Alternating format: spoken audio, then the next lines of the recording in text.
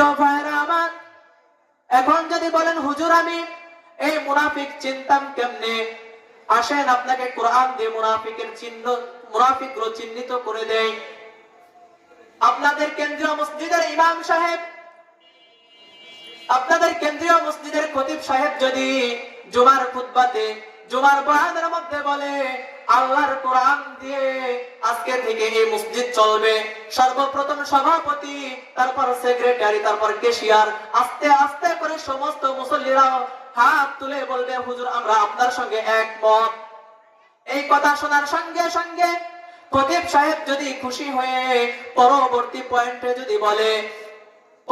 পয়েন্টে যদি খুশি হয়ে বলে যে আল্লাহর কোরআন দিয়ে মসজিদ চলবে, সেই আল্লাহর কোরআন দিয়ে সমাজ চলবে, যে আল্লাহর কোরআন দিয়ে মসজিদ চলবে, সেই আল্লাহর কোরআন দিয়ে রাষ্ট্র চলবে, এই কথা বলার সঙ্গে সঙ্গে মসজিদের মধ্যে বসে থাকা আবুল কালাম, আব্দুল সালাম নামক কিছু মুসল্লি চেহারাটা কালো করে হুজুরের চাকরি খাওয়ার জন্য উঠে পড়ে লেগে যাবে। কথা কোন ঠিক কিনা? কেন গো? একটু আগেই তো আপনারা পক্ষে ছিলেন, এখন কেন চেহারা কালো হলো? তার কারণ হলো আল্লাহর কোরআন দিয়ে যদি সমাজ চলে, আল্লাহর কোরআন দিয়ে যদি রাষ্ট্র চলে, তাহলে তারা চুরি করতে পারবে না, তারা ডাকাতি করতে পারবে না, তারা টেন্ডারবাজি করতে পারবে না, তারা দুর্নীতি করতে পারবে না। কথা ঠিক কিনা?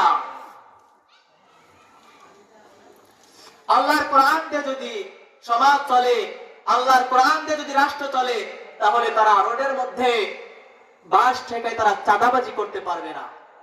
আল্লাহর কোরআন দিয়ে যদি রাষ্ট্র চলে, তাহলে তারা ডাকাতি করতে পারবে না, তারা লুচ্চামি করতে পারবে না, তারা বদমাইশিগিরি করতে পারবে না। কথা বলেন ঠিক কিনা?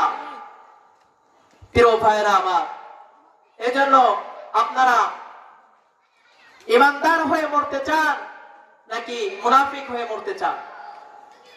আমরা কিন্তু সকলে ইমানদার হয়ে মরতে চাই। যদি ইমানদার হয়ে মরতে হয়, ইমানদার হয়ে যদি আমরা মরতে চাই, তাহলে ইসলামকে জীবন ব্যবস্থা হিসেবে কবুল করতে হবে।